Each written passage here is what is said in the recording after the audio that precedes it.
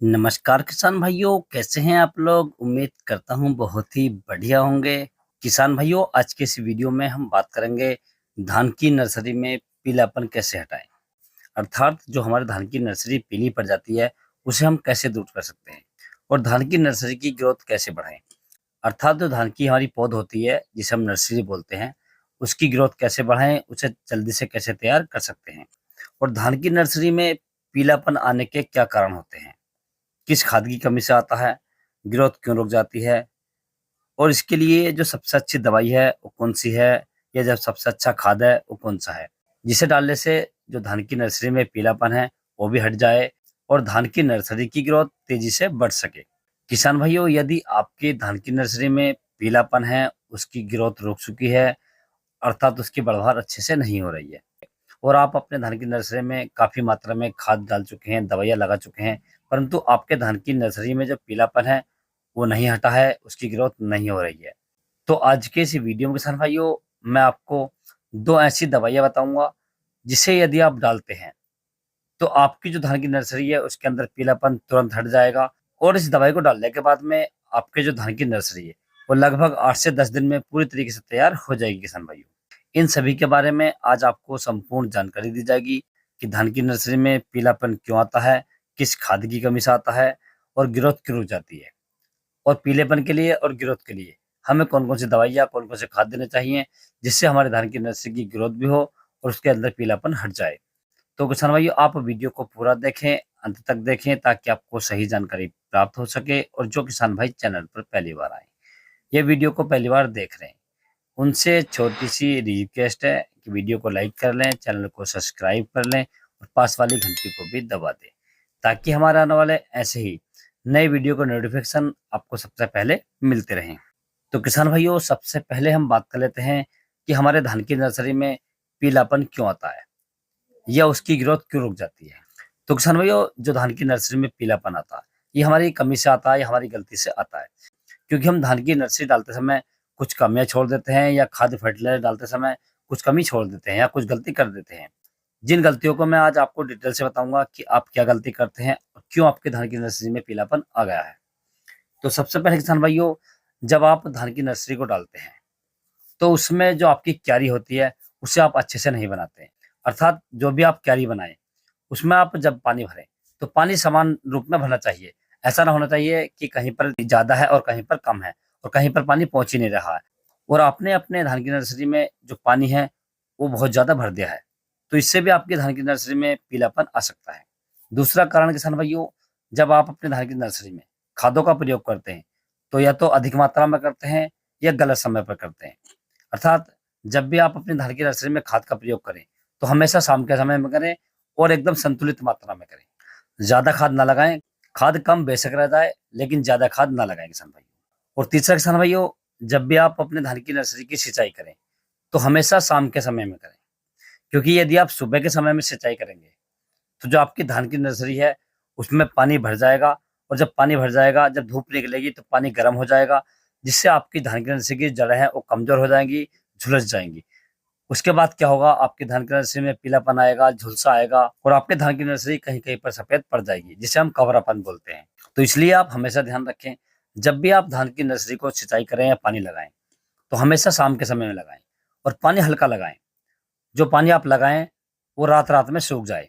अर्थात मान लीजिए जैसे आपने आप पानी लगाया शाम के समय में, वो सुबह तक पूरी तरीके से सूख जाए। तो इसका आप विशेष ध्यान रखें। और चौथा किसान भाइयों, आपके खाद डालने का तरीका। यदि आप गलत तरीके से उसमें खाद डालते हैं, तो भी आपकी धान की नर्सरी पीली पड़ सकती है किसान भाइयों।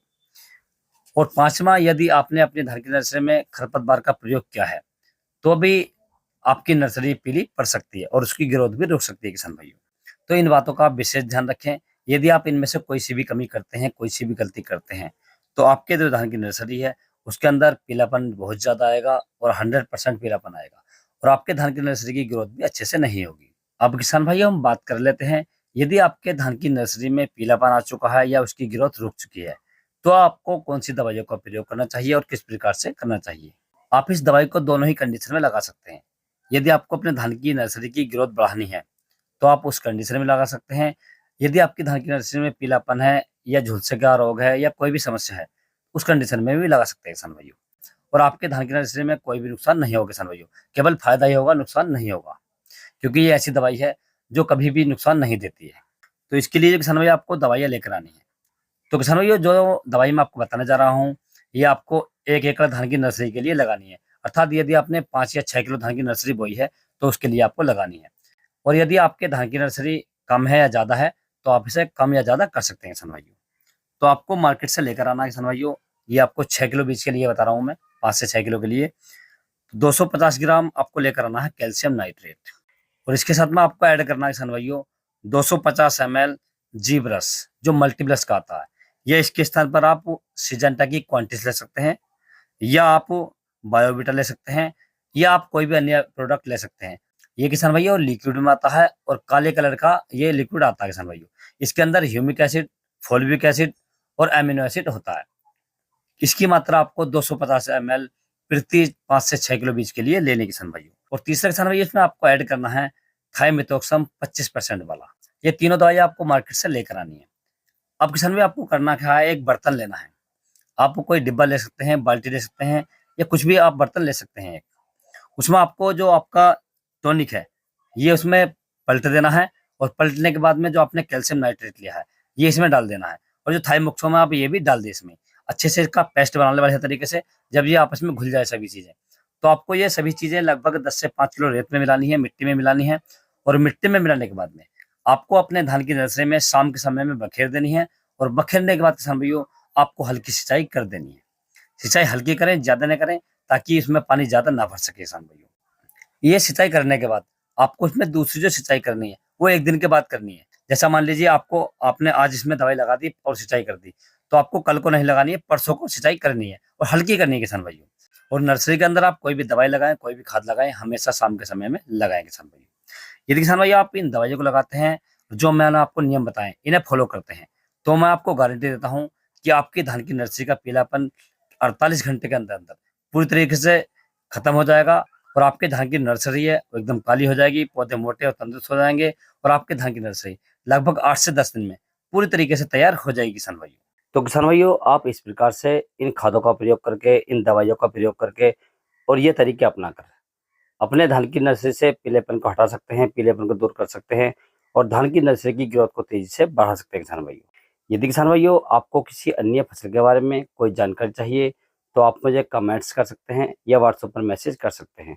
व्हाट्सएप पर नंबर मैंने नीचे डिस्क्रिप्शन लिंक में दे रखा है, आप वहाँ से ले सकते हैं। और अपनी फसल का फोटो डालकर आपकी किसी भी प्रकार की फसल है, उसका आप व्हाट्सएप पर फोटो सेंड कर सकते हैं, और उसके बारे में आप कोई भी जानकारी ले सकते हैं किसान भाइयों।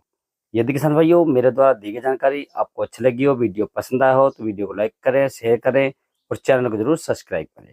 Thanks for watching my video.